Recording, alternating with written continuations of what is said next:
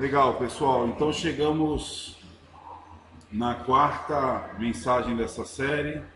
Falamos sobre oração, palavra, entrega e vamos compartilhar um pouquinho sobre isso. São marcas que são inconfundíveis na vida de um servo de Deus, tá bom? Quando nós falamos de proclamação, nós falamos de um desafio ou de adoração. Adoração é a vida do ser em comunhão com o Pai, direto, ou seja, toda a nossa vida adora ao Senhor. Mas essa vida de adoração, ela proclama indiretamente e diretamente o Evangelho. O interessante é nós pensarmos que, ao proclamar, eu faço isso de algumas maneiras. O ideal, ou a visão bíblica, é que a nossa vida seja uma vida de adoração tão plena que o nosso próprio testemunho fale às pessoas a vida da gente cria através do nosso comportamento. E, se necessário for, nós usarmos palavra. Então, vida cristã tem tudo a ver com adoração e proclamação. Qual que é o propósito de Deus para a sua vida e para a minha vida? Quando a gente faz a classe de novos ou catecúmenos, antigamente, a gente diz que o fim principal do homem é honrar a Deus e glorificar a Deus e gozá-lo para sempre. Nós fomos criados por Deus para viver assim. Quando nós não vivemos dessa forma, nós nos embaraçamos. Isso é notório. Quando a gente vai fazer todas outras coisas da vida que não seja honrar, adorar e glorificar a Deus, nós nos embaraçamos. Por isso essa pergunta ela é muito oportuna nesse início. Qual que é o propósito de Deus para a sua vida hoje? Será que você consegue pensar durante um minuto? Qual que é o propósito de Deus para a sua vida hoje? Qual que é o time de Deus para a sua vida hoje? O que Deus está querendo? O que você está vivendo, o que você está passando, o que você está sonhando? O que Deus está querendo para você? Qual que é a agenda de Deus? É uma expressão linda que eu gosto de usar. Qual que é a agenda de Deus para a sua vida hoje? O que Deus quer de você? Não tem como a gente desatrelar a nossa vida. Quando a gente abre o olho, acorda, a gente já pensa isso, Puxa, um dia, um novo dia, Senhor abençoe. O que o Senhor está querendo de mim hoje? Nós vamos falar muito a respeito disso.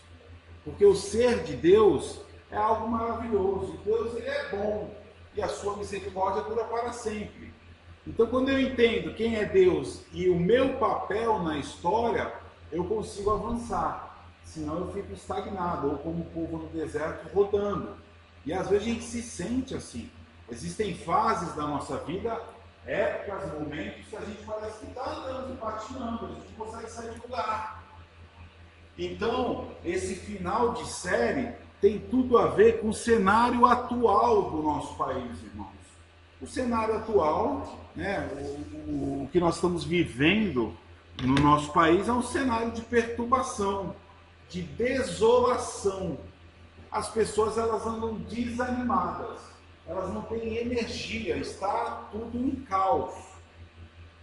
Esse é o cenário que aí então, vivendo dentro desse contexto, isso nos leva ao quê? A preocupação, a ansiedade, a tristeza, a sentimentos, alguns deles, que fogem até do nosso controle. Então quando uma pessoa chega agora e fala, pastor, eu estou muito triste, estou em depressão, eu não consigo. Eu entendo isso. Hoje eu entendo, antes eu achava que era besteira. Até eu viver um momento da minha vida onde eu tive uma avalanche de situações que me levaram a uma tristeza profunda. E eu consegui fazer a volta para que eu não entrasse num problema maior. Mas cada um é vivo. Cada um tem uma história. Cada um tem feridas na alma. Desde o frio. E nós precisamos começar a olhar o próximo, o outro, como o outro. Irmãos, eu preciso olhar a Dani na casa da minha esposa da maneira como ela é. Eu não posso olhar a Dani e projetar na Dani aquilo que eu quero. Eu preciso entender a Dani.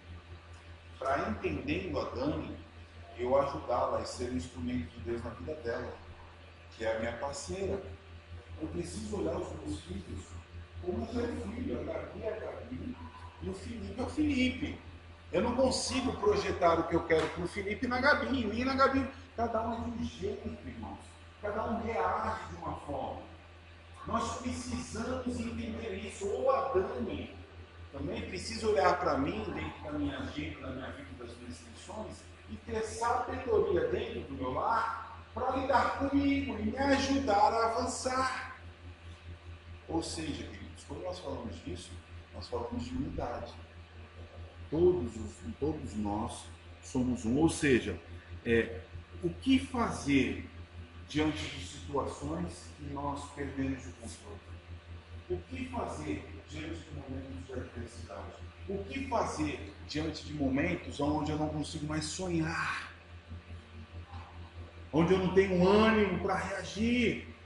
Esse era o cenário da mensagem que nós vamos estudar nessa manhã. Porque nós precisamos entender que Deus, ele continua sendo bom e ele continua agindo na nossa vida, em nós, por nós e através de nós. Deus não esqueceu você e falou assim: agora você vai sofrer e se vira. Deus não é um Deus de se vira. Deus é um Deus que se relaciona constantemente conosco.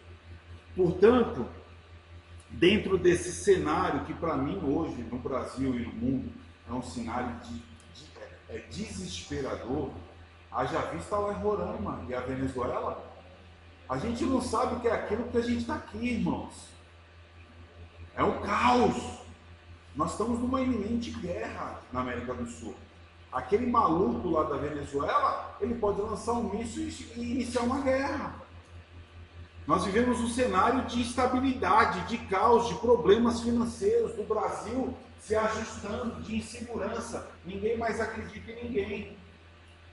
Portanto, o que fazer quando nós não conseguimos enxergar Deus no meio de todo esse cenário e também de ouvir a voz de Deus?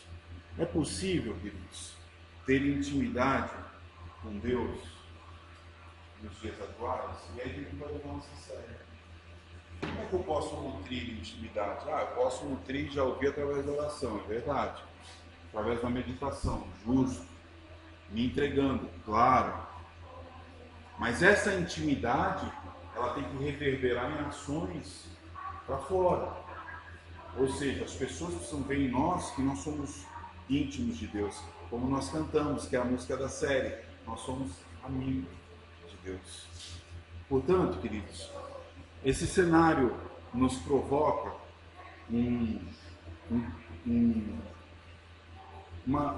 ou deve nos provocar um sentimento de quebrantamento. Ou seja, o que é o quebrantamento? Nós vamos estudar nessa mensagem, nessa passagem de hoje. O quebrantamento nada mais é do que um coração sensível a ouvir a voz de Deus e ensinável a aprender o que Deus tem para nós.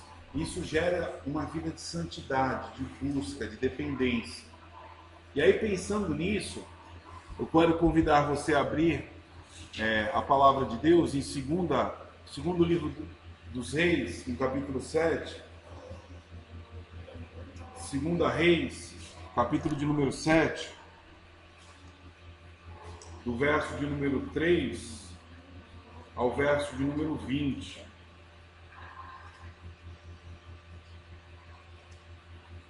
Por hora, nós vamos ler somente o verso 3 e 4. E aí depois nós vamos destrinchar esse texto para a gente entender um pouquinho.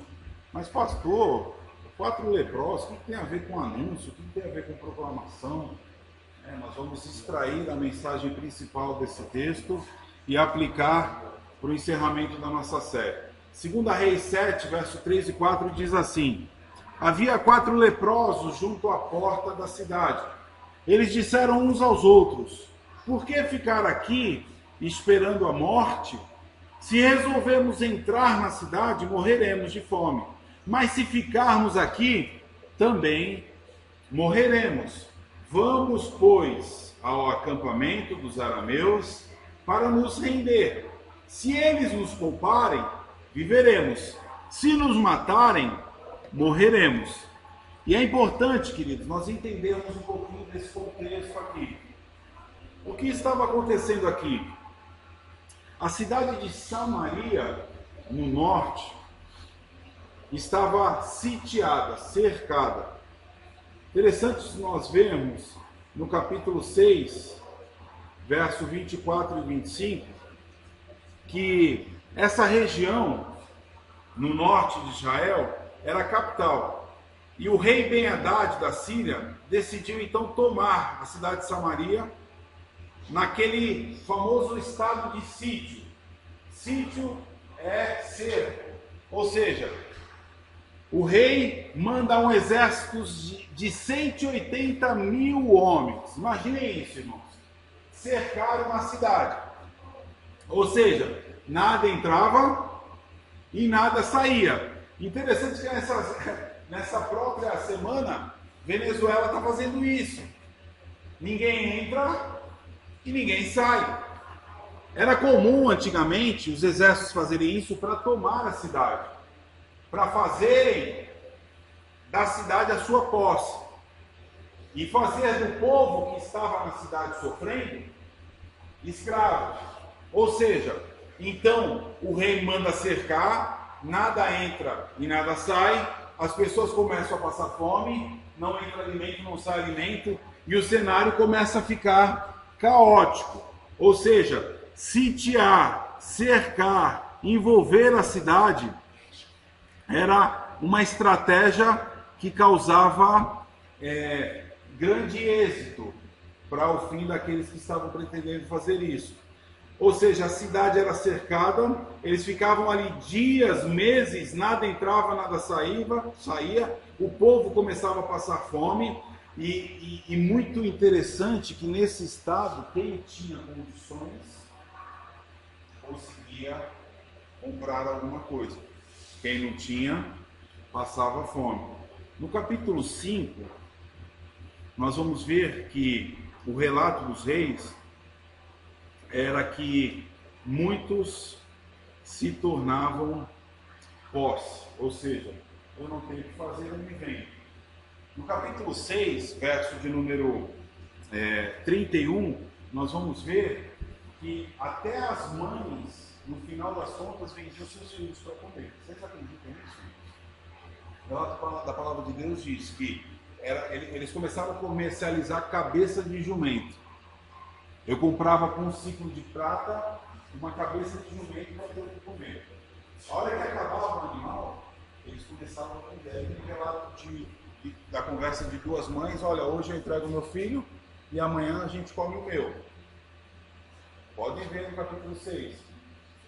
E aí, no outro dia, a mãe que tinha dado seu filho procura o rei e fala: olha, eu entreguei meu filho e nós comemos, e hoje ela não quer mais entregar o seu filho.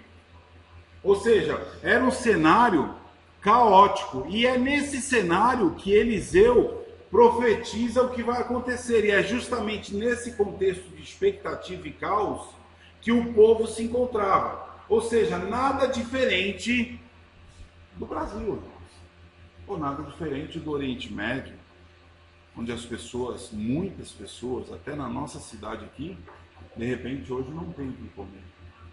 O que fazer? Como lidar? E aí eu quero fazer 3 paralelos aqui entre o cenário de Samaria e o nosso cenário hoje. O primeiro deles, insegurança, desolação e desigualdade.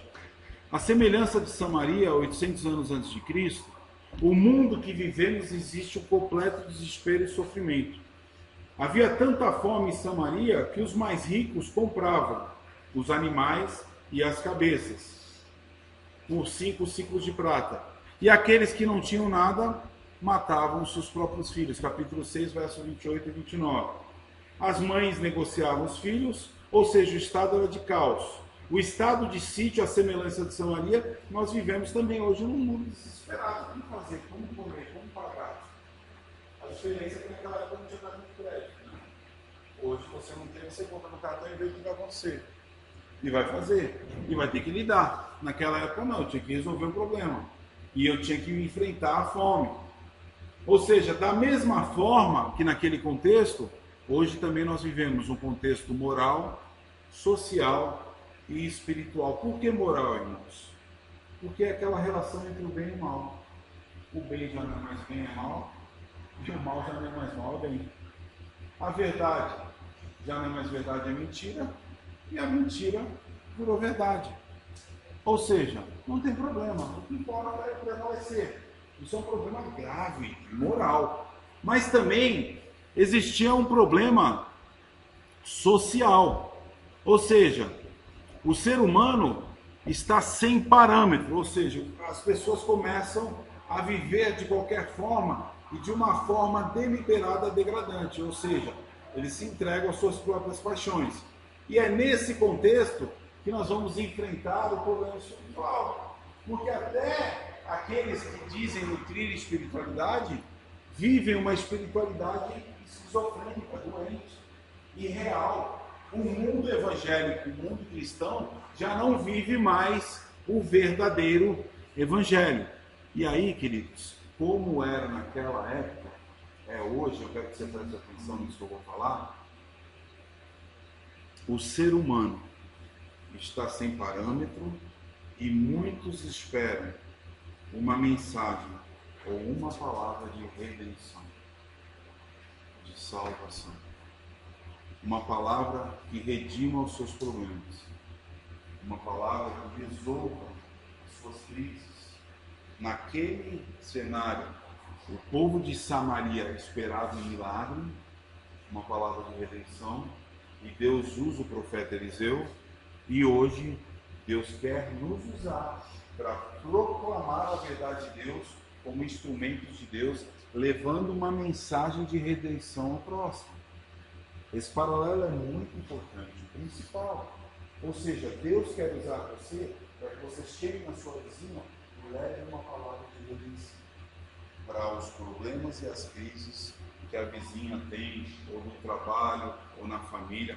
Nós hoje somos levantados por Deus para nessa crise termos uma palavra assertiva que possa redimir os problemas das pessoas. Portanto, essa crise moral, essa crise social, essa crise espiritual é um cenário maravilhoso para Deus agir sobrenaturalmente e o improvável acontecer.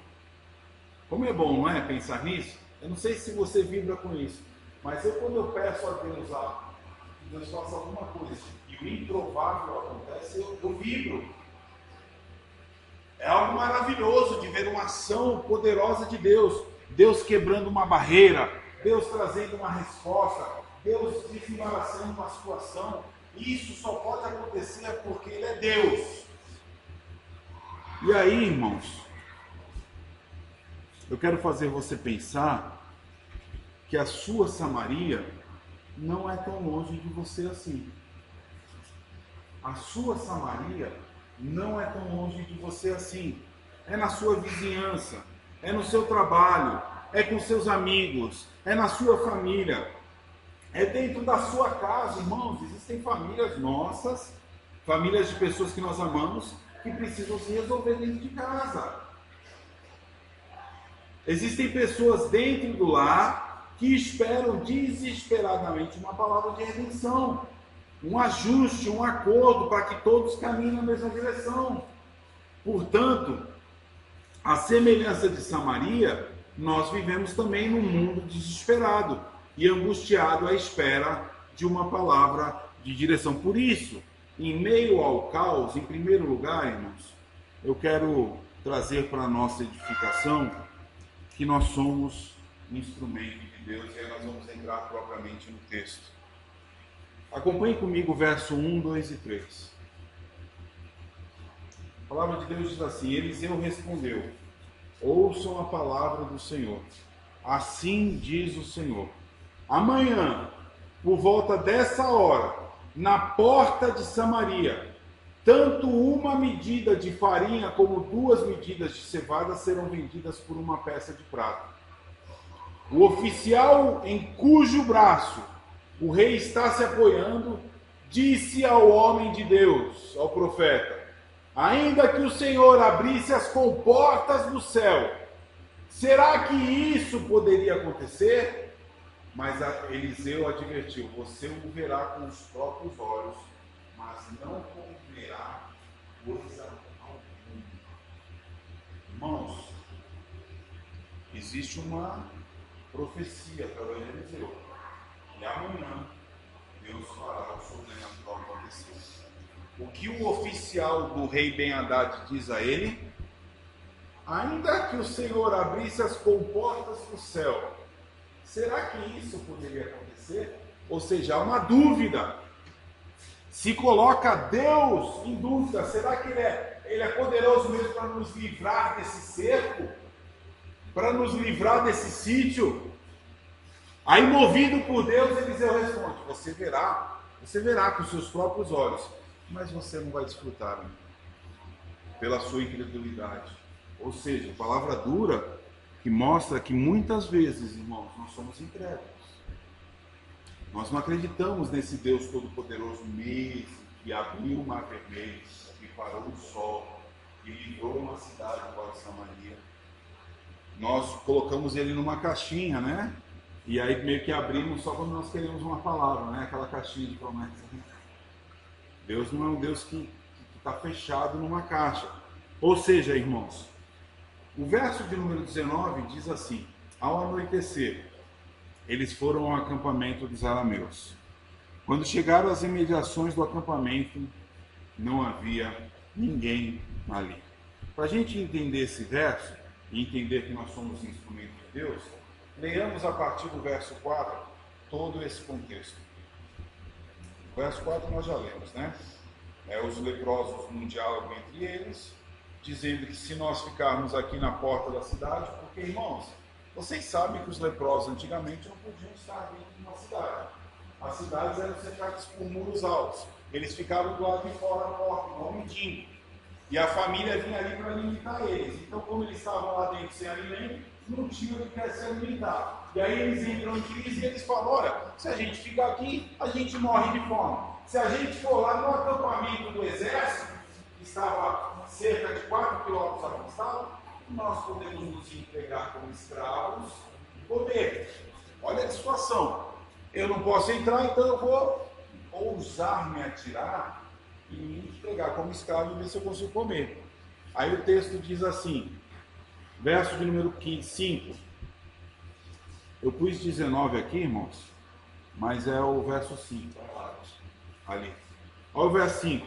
Ao anoitecer, eles foram ao acampamento dos arameus. Quando chegaram nas imediações do acampamento, viram que não havia ninguém ali, pois o Senhor tinha feito os arameus ouvirem um ruído de um grande exército, com cavalos e carros de guerra, de modo que disseram uns aos outros: ouçam, o rei de Israel contratou o rei dos hititas e dos egípcios para nos atacarem. Verso 7.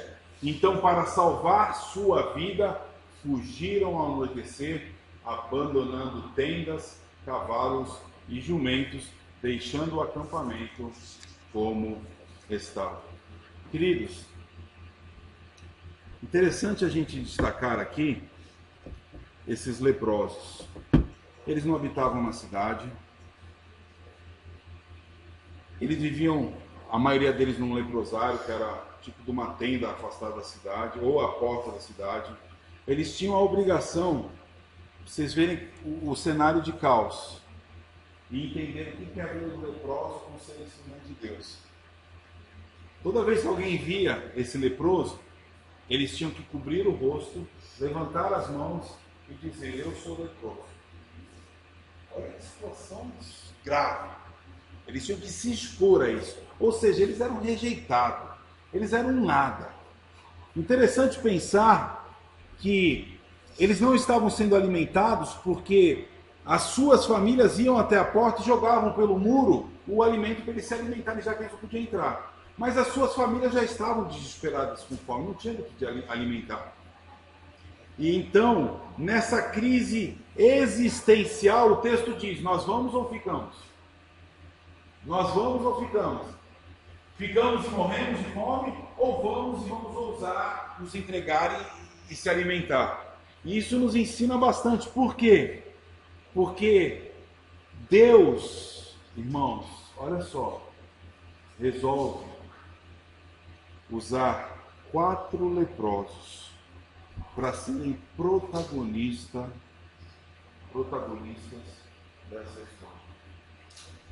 O Deus Todo-Poderoso, que consegue conter um exército, ou que consegue enviar um som de um exército chegando para espantar 180 mil homens, ele decide usar 4 leprosos para trazer redenção para uma cidade. Deus usou leprosos, irmãos. E me parece aqui que a predileção de Deus em usar pessoas fracas, quebradas e imperfeitas é algo que me chama a atenção. Deus usa você e eu. Deus quer usar você e eu como instrumentos do Senhor. Quem são os leprosos de hoje? Somos nós. Pessoas fracas, pessoas limitadas, pessoas que estão à margem, pessoas que não têm, de repente, pela atenção da própria família. De repente você cresceu a vida inteira ouvindo, você não vale nada, você usa a esquerda. Mas Deus decidiu te amar e usar você e eu, pessoas fracas, quebradas, para ser instrumento de Deus nesse mundo para a redenção. Ou seja, esses servos, esses leprosos, eles se colocam à disposição, eles são a agenda de Deus para aquela situação, aonde eles vão ao anoitecer. Ou seja, eles têm uma intenção aqui ousada, irmãos. Eles têm intencionalidade, eles falam, não tem mais o que fazer, vamos e pronto, e vamos ver onde vai dar. Será que Deus conhece o coração desses homens? O que Deus faz durante a caminhada desses homens ao anoitecer? E isso nos ensina, queridos, que servir é se colocar à disposição de maneira humilde e abnegada. O que é abnegada? Sem reservas.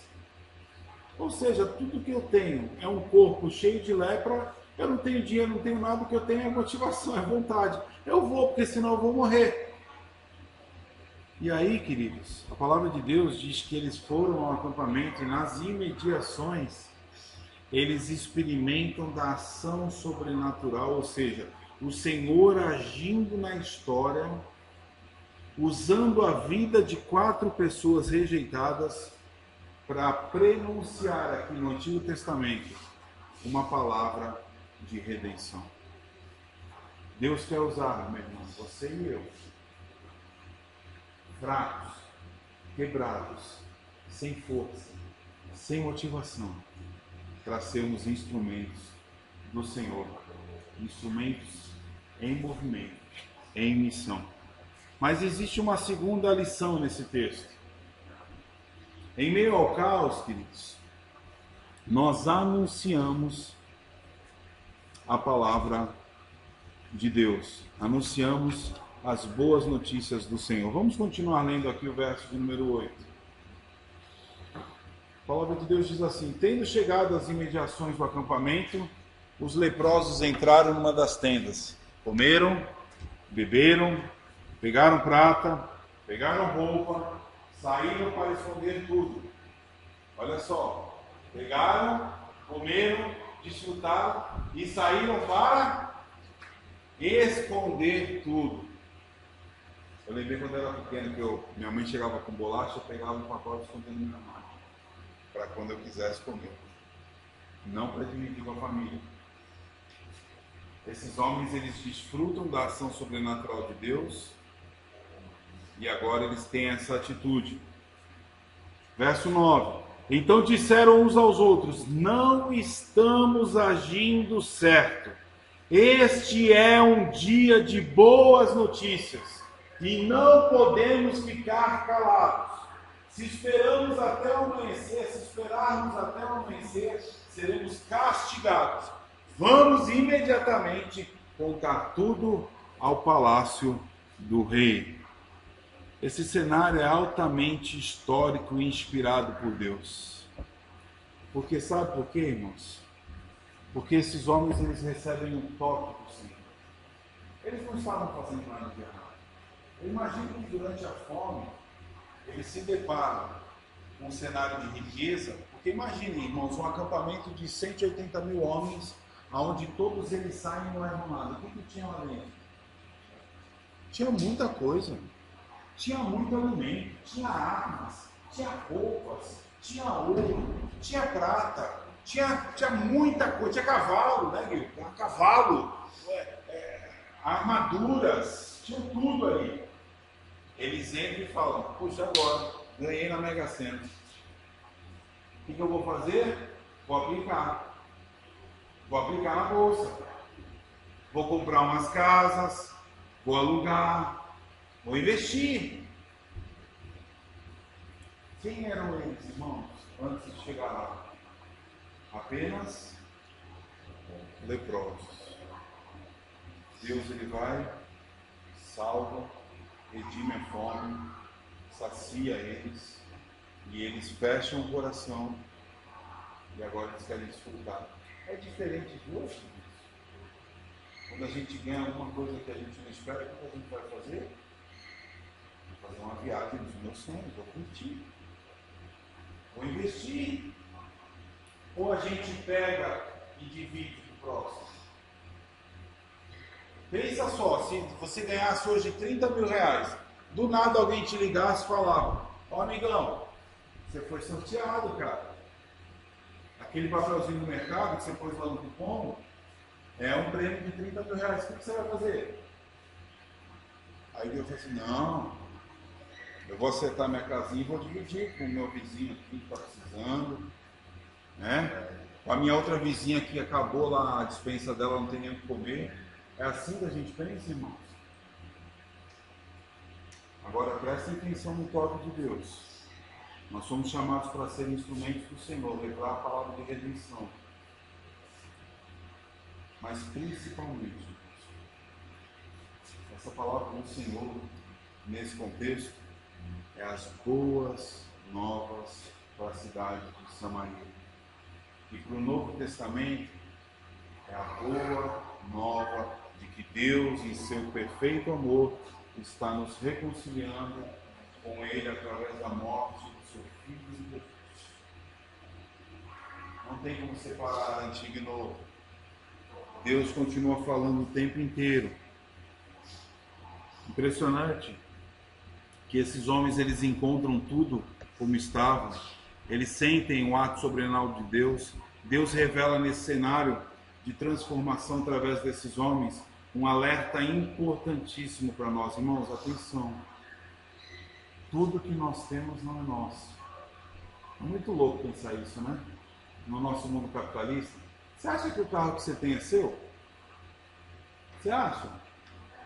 Você acha que a casa que você mora é tua? Você acha que o filho que você tem é teu? Não é, irmãos. O filho que nós temos, Deus nos deu, nos presenteou, apenas para conduzirmos eles, para eles baterem asa. Nós vemos uma sociedade que a gente quer a posse, a gente quer possuir o outro, a gente quer dominar o outro, a gente quer ter as coisas, a gente acha que isso é sinônimo de saúde espiritual, sendo que não é, é de perversão material. Eu não estou falando que eu não quero ter essas coisas, irmãos, é diferente. Eu só estou dizendo que essas coisas não podem me ter, me possuir, a ponto de eu fechar o meu coração e fazer como esses leprosos quiser cavar para guardar. É uma boa motivação. O povo lá vai passando fome, eu vou guardar para mim para morrer. Mas Deus envia esses homens para anunciar a boa notícia, e eles se quebrantam, e o texto aqui no verso 9 diz: disseram uns aos outros, não estamos agindo certo, este é um dia de boas notícias. Essa expressão é carregada de quebrantamento, de graça, de amor. Não estamos agindo certo. Esses homens caem em si, compreendem a missão de Deus na vida deles de levá-los ali para experimentar a fuga do deserto com um ato sobrenatural, um ruído enorme. Eles chegam, comem, se fartam, o coração endurece. Eles agora têm que realinhar as motivações. Não estamos agindo certo, não é nosso. Há um quebrantamento, irmãos. E aí, enfim, vamos contar as boas notícias ao nosso rei. Que existe alimento, existe acampamento, existe boi, cavalo, existe roupa, existe ouro, existe prata. Coisa linda, irmãos. Existe uma intencionalidade aqui de eles saírem daquele lugar, deixar tudo para trás e anunciar as verdades daquele que lhes chamou das trevas para a maravilhosa luz. Esses homens são iluminados e eles vão contar ao rei tudo que eles viveram e passaram, porque Deus é bom e a sua misericórdia dura para sempre. Coisa linda, não é, irmão? Coisa linda. Interessante que nesse cenário, o texto continua dizendo, percebam como é que é a volta desses homens. Eles foram, verso 10, chamaram os sentinelas da cidade, da porta, e lhes contaram, olha, entramos no acampamento arameu e não vimos ninguém, nem ouvimos. Havia cavalos, jumentos, tendas abandonadas, e aí os sentinelas vão contar ao rei no palácio a boa notícia. O rei se levanta de noite e disse aos seus conselheiros, eu explicarei a vocês que os arameus planejaram, como sabem que estamos passando fome e deixaram o acampamento e se esconderam no campo. Certamente, eles estão querendo pegar a gente agora, porque se ao sairmos do acampamento, ou das portas, e formos em direção ao acampamento, é só uma estratégia para que a hora que chegarmos lá, eles, pegam. Olha a incredulidade do rei. Hoje é um dia de boa notícia. Mas o rei, ele se lembra, olha que interessante, do que Eliseu falou lá no verso 1, 2 e 3. E aí ele decide mandar 5 homens de confiança dele. E o texto continua dizendo, um dos seus conselheiros respondeu, manda que alguns homens apanhem 5 cavalos que restam na cidade. O destino desses homens será o mesmo de todos os israelitas que ficarem. Sim, com toda essa multidão condenada. Por isso vamos enviá-los para descobrir o que aconteceu. Assim que prepararam 2 carros de guerras, com seus cavalos, o rei enviou atrás do exército arameu, ordenando aos condutores, vão e descubram o que aconteceu. Eles seguiram as pegadas do exército até o Jordão e encontraram todo o caminho cheio de roupas e de armas que os arameus deviam deixar quando fugiram. Os mensageiros voltaram e relataram tudo ao rei. Então, olha o cumprimento da profecia, verso 16. Então o povo saiu e saqueou o acampamento dos arameus. Assim, tanto uma medida de farinha como 2 de cevada passaram a ser vendidas por uma peça de prata, conforme o Senhor havia dito. Ora, o rei havia posto aquele oficial, cujo braço tinha se apoiado, encarregado da porta da cidade. Mas quando o povo saiu, atropelou-o junto à porta e ele morreu. Parece história de quadrinhos, né, irmãos?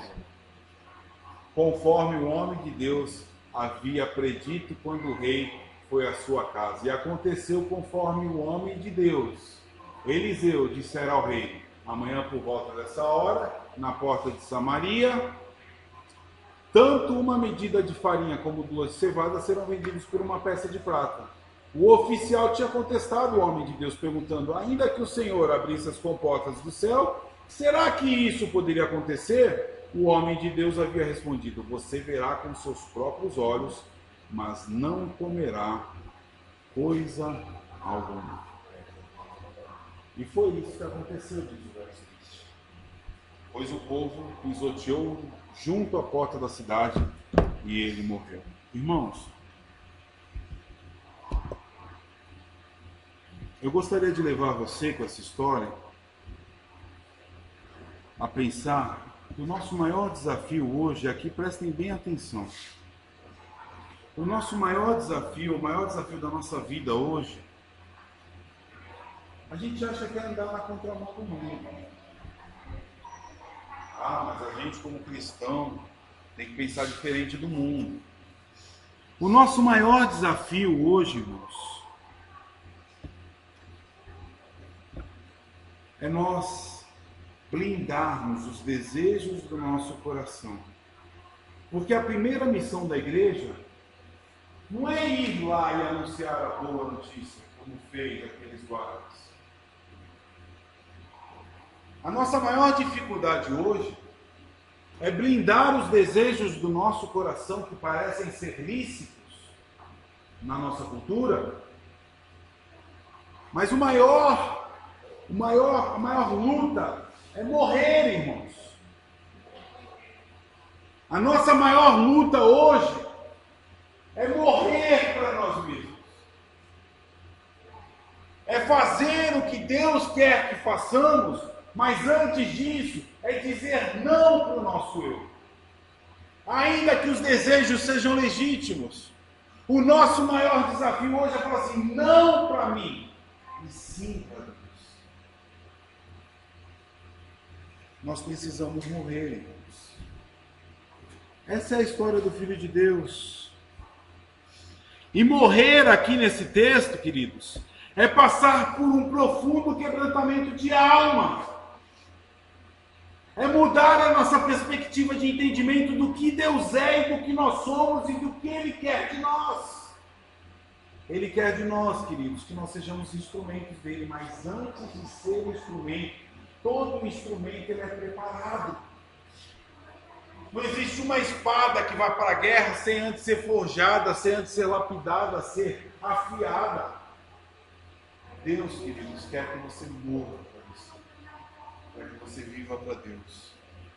Ser instrumento de Deus é algo precioso, mas precisa sim passar por um profundo quebrantamento de alma. E quebrantamento, queridos, que não vai ser eu falando aqui que você tem que experimentar, que vai acontecer. O quebrantamento, segundo as Escrituras, é algo que Deus produz. Não é algo que eu falo e você aceita. Só Deus pode tocar o teu coração e permitir um profundo quebrantamento de alma. E para isso, irmão, você precisa clamar. Você precisa pedir. O nosso maior desafio, a nossa missão prioritária, é passar pela experiência da morte do eu. Nós falamos muito isso aqui o ano passado. Não existe mais o que falar. Não existe mais o que fazer. O que nós precisamos agora é ter intimidade com o Pai e buscar o Senhor em oração, para que o Senhor produza em nós esse quebrantamento que só Ele pode produzir. É que se quebrantar e clamar é uma nova consciência, irmãos. É uma nova consciência. Você não vai viver mais como você viveu até hoje.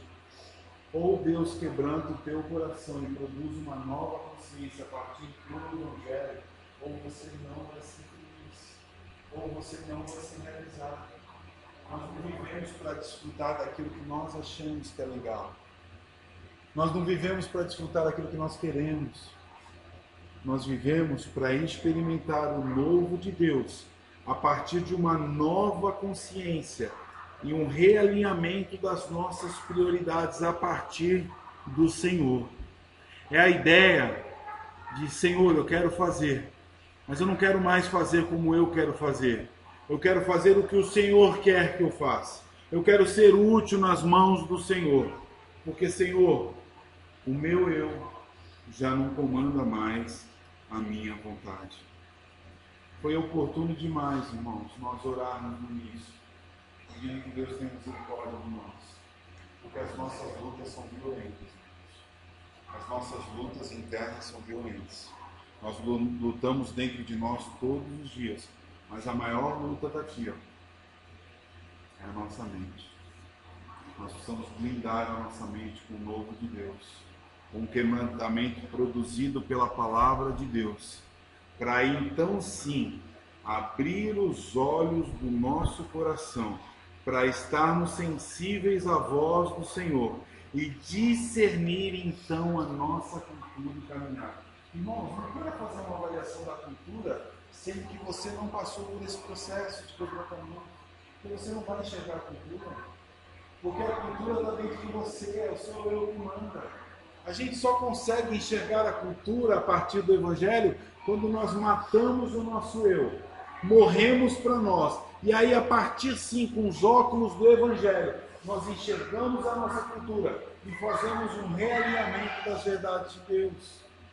Portanto, meu irmão, eu quero finalizar te encorajando através da via dos leprosos,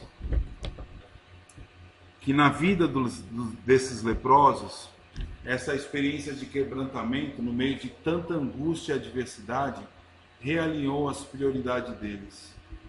Interessante que você não vai ver mais a partir daqui do verso 20, e os leprosos, pastor, agora eu quero saber qual foi o fim dos leprosos. Eles ficaram ricos e foram felizes para sempre, como existem os filmes de hoje. A gente vê um filme e a gente quer que acabe tudo em amor, né? Se possível, o príncipe com uma bela moça, né, casando. Irmãos, a história do leproso acabou. Não se fala mais neles na história da Bíblia. Ou seja, assim é a nossa vida, irmãos. Nós somos instrumentos de Deus, e Deus nos retira do cenário, promove para a eternidade, e nós somos apenas instrumentos do Senhor, instrumentos do Eterno. Por isso, entenda isso de uma vez por todas.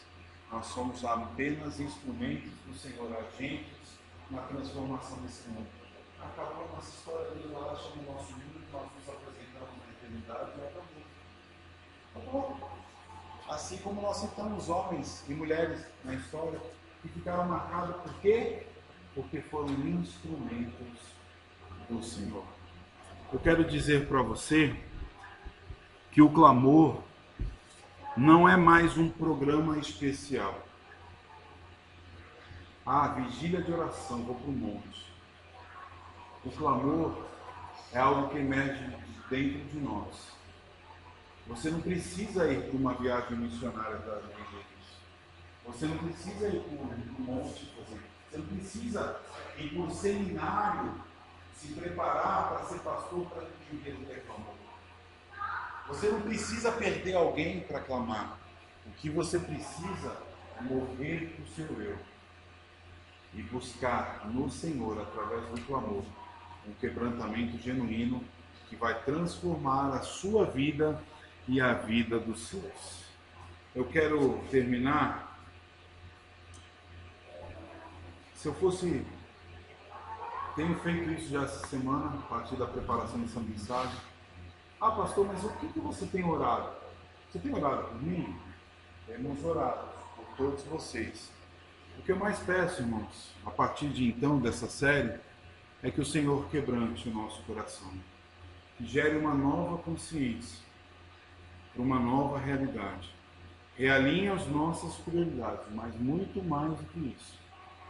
Que Ele abra os nossos olhos para um novo mover que só pode vir dele. Eu creio nisso e tenho orado por isso. Quero que você abaixe sua cabeça agora, nós vamos orar. Nada do que eu fale aqui pode produzir em você nada, se não for a ação do Espírito Santo do Senhor em gerar um quebrantamento. Nós vamos estar nos preparando para a ceia do Senhor, mas antes disso, quero orar. Pedindo para o Senhor, faça o que Ele tem com nós, nos quebrante na alma, nos faça viver de novo. Pai amado, grandes são, Pai, as tuas obras. O Senhor é o Senhor dos céus.